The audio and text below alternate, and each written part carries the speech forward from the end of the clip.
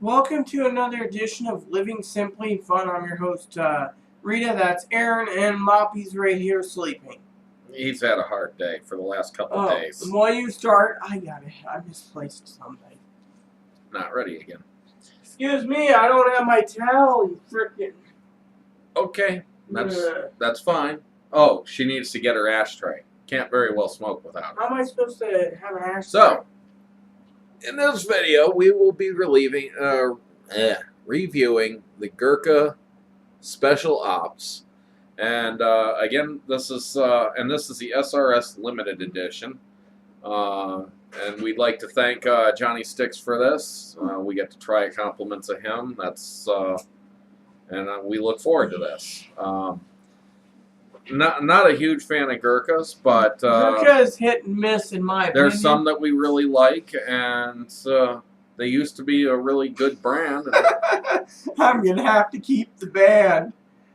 SRS edition. I guess. We won't go into that. I'm not going to. So, the scents I get off this are kind of a minty hay with some minor sense of dill kind of in the background. It's a very nice kind of floral smell though. Mildly fruity too. So this is going to be interesting to try. And, well, what do you think, Rita? I'm picking up hints of dark chocolate, either peppermint or spearmint, can't tell.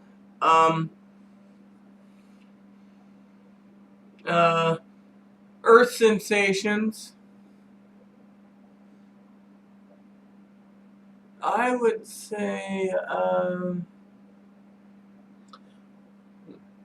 So, I'm going to get into this.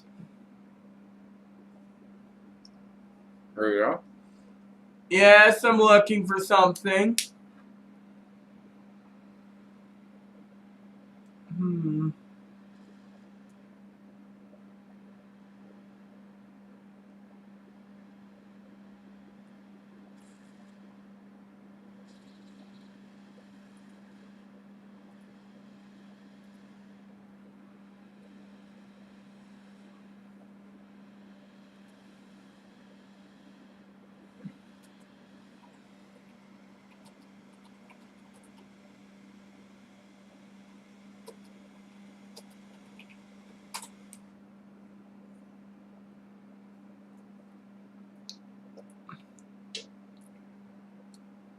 Okay, hold on. I want this.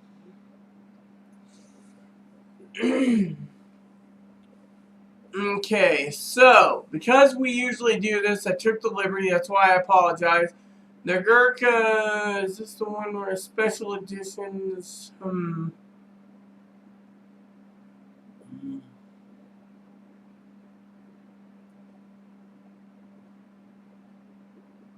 That one I'm curious about. I don't see it, so.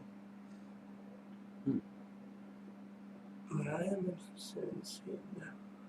Oh well. Let me toast the end and get to it. We usually have everything lined up, but apparently these seem to be very interesting. So let's see. Do we have anything? See, it's a Connecticut. This is a Connecticut wrapper. Yes. I guess it is. Okay. And the Nicaraguan binder and a Dominican Republic filler. Yes. Let's see, full size, blah, blah, blah, blah, blah. See, Connecticut broadleaf. It seems these Gurkhas, and I don't want to, ooh. You seem to be having a hard time finding them. This one looks cool. You get the entire thing. Okay. So, sorry about that. So now, I'm going to say we're just trying to find, just for reference, price, or if it's limited edition, etc. It seems these cigars, do you agree with me, might be off the market, Aaron? I have no idea. I have not gotten my grubby little mitts on looking up online. You're better at cigar looking than me. Talking about cigars, the other day I was looking at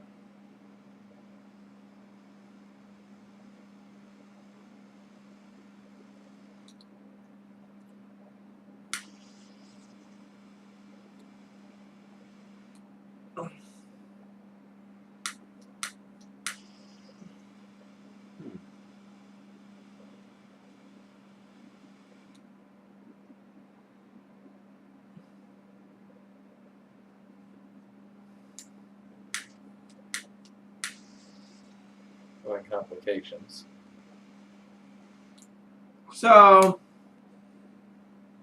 Well, you're the best one at looking. I was looking at my catalog and I was thinking about decent cigars, and I kept looking at a couple that caught my eye. Sorry, I'm trying to pick up the flavors on this. What that's unique, and I don't want to just say wood because it's not wood. I don't want to say hay because it's not just hay. There's a light amount of hay, but there's a mild minty flavor, but it's not minty. I'm going to say this is between a mesquite and a mesquite flavor for the tip, as well as possibly a little liquid smoke flavor. It's got a really good draw and a good, setup. There's something that reminds me very much of patchouli in this, but it's not strong enough to be patchouli either. Or it's fragrant. It's flavorful. It's very mild, but lots of complex flavors in it. To this point so far, I gotta say this is a very unique cigar that I'm smoking at this point. And I'll have to see how it continues to go. Complex, you said? So far, in my opinion. Because I can't just pick a flavor and say, oh yes, this is peanut. Or well, I believe it's hickory mesquite. But those would be stronger flavors than this. It's just very mellow, very mild, and all the flavors are mellow. But there's stronger bodied flavors. Well, fine, let's just make up a flavor. It's roast beef flavored. That's not what I'm doing.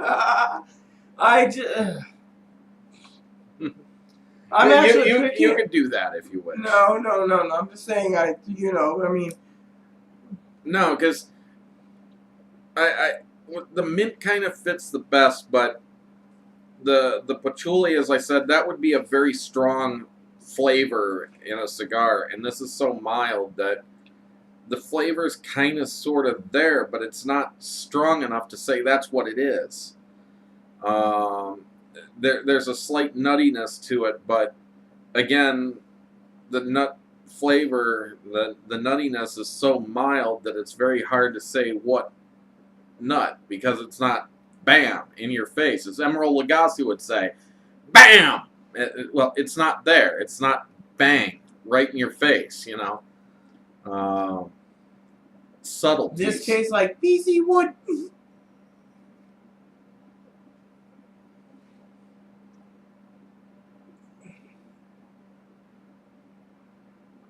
There might be a slight taste of jasmine in here.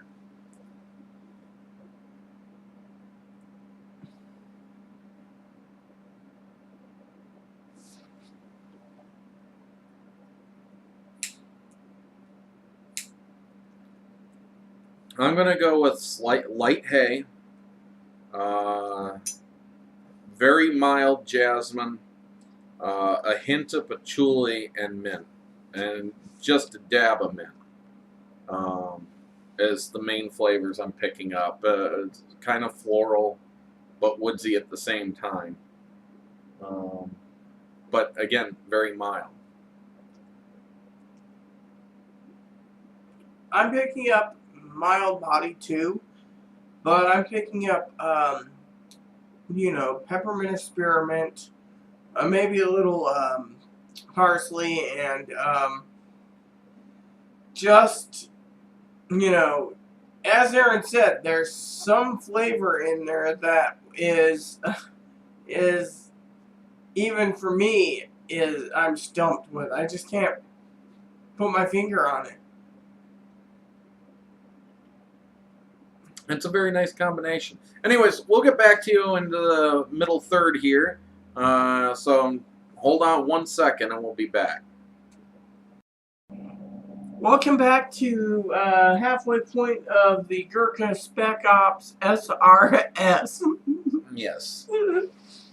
So, thanks to Johnny Stix. I am going to say at this point that a lot of those subtle flavors I talked about in the first section of this video have just dissipated. It's become very straightforward, very mild. It has been since about, I'd say 15 minutes in or so, maybe 20 minutes in, that it's just become almost very straight, mild hay and tobacco flavors. Nothing really special or great, but it's still pleasant and enjoyable. Just those complexities that were there to begin, gone. Otherwise, I've had no construction errors, but Rita has had quite a few. Everything from tunneling to splitting of the wrapper. Mine's smoking faster than yours now, too. But I got nothing more to say on the flavor at this point, Rita. I do. I disagree with him being pure earth or hay. It tastes more like pure roasted or cooked oats and tobacco flavor. But I can pick up the oats. There's still, I guess, some floral, but not much. Nothing that I could say, wow. You know, just... It's got hints of floral, but everything is tapering off in the cigar. So, and I just wanted to say, again, you know, Gurkha is hit and miss, but then again, it's all cigars. I mean, I had a 34-year-old wrapper from a Cohiba Diamante that just sucked. Now, let's just put it this way. The flavors in this are so mild that I wouldn't pair it with anything except for perhaps water, because almost anything would overpower this cigar. That's how mild I feel this is. Everything would be not good with this cigar, so, you know. But, anyways, I find... Oh, and one other thing before we go, I'm just going to say it now and get it over with, is me and Aaron were talking, and we got a nice email from Johnny Stix, and I just want to say, Johnny Stix, on video, that we will review your cigars because we love reviewing. If we didn't love reviewing, we'd just smoke them outright. And anything we've never tried before, we have to review. I mean, just the way it works. We haven't tried it, we must review it. Before, you know, because we like to do first impressions. And not like, oh, we've smoked 20 or 30 of these in the past, and so, because then it becomes biased, and you start to sit there and say, well, this is one of my favorite, that's why I get it so often, and you're going to give it a high, better regards, and you know the cigar then, and your flavors may be more in tune with it at that point. I like to do first impressions, because so many times when a person tries a cigar, they're getting a first impression too, and so they watch the video, and then they give it a try, and they say, you know, that's cool, I like that, and then they go on to something else. A lot of, however, there's also a lot who have decided to just settle on 5 or 6 brands or blends and just stick straight with those, and we jump everywhere. We try to jump everywhere.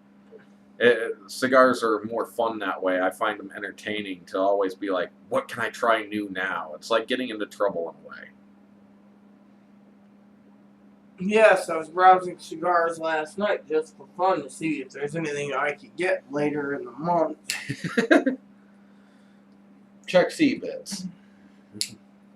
For what? I don't know. Just whatever happens to be going in the next, like, hour. And seems like something you could afford that you're like, that strikes my fancy. Well, I do have an eBay account, but I don't have a CBIT account. Yeah, we'll have to set one up in the future. Do you really want me to be going to the Devil's Own website? Come on, Earth. I'm a minister of God. You are too. Well, anyways. We will get back to you in the final third of this, so just hold on 1 second and we'll be right back. Welcome back to the final third of Living Simply and Fun's Gurkha Spec Op. Take it away, Aaron. We're an hour and 22 minutes in, and for the last 10 minutes, I've been getting very rich flavors in this. Mostly cocoa and coffee, and primarily coffee. So this has been a very interesting beast. It reminds me of like Neapolitan ice cream. It's started off with those kind of flowery notes and light hay and some light patchouli, and everything was just kind of complex and, you know, a swirl of flavor. And then it kind of became a straight tobacco, fairly uninteresting, and now it's got this dark coffee and cocoa flavor. So it's like I've dipped into 3 different sections of this cigar. And, I mean, it could end up in different orders for each other, but it has gone from very mild to more medium full at the end. And that's kind of made it very interesting to me. It's made me feel like I've had 3 different cigars in one. I'm enjoying that. That I definitely enjoy.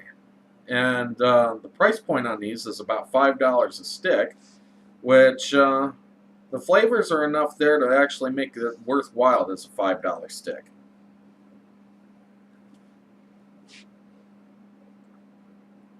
I'm picking up, right now in the final third, a pure floral bomb, basically. It's just pure floralness, very good.